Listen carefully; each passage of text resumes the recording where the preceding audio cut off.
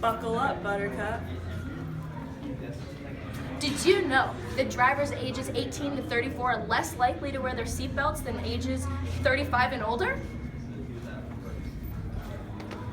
Why should I wear my seatbelt?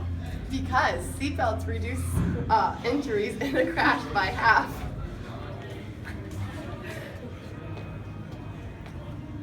Did you know teens just like me have the lowest seatbelt use in any other age group?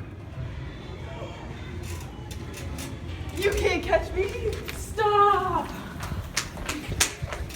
You're getting a $500 fine for not wearing your seatbelt. Gosh darn it! From now on, I will always wear my seatbelt. Good. And remember, buckle up, Buttercup. I remember when Officer Raff told me, wear my seatbelt.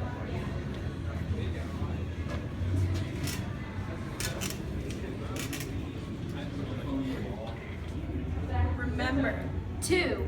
Buckle. Up, Buttercup.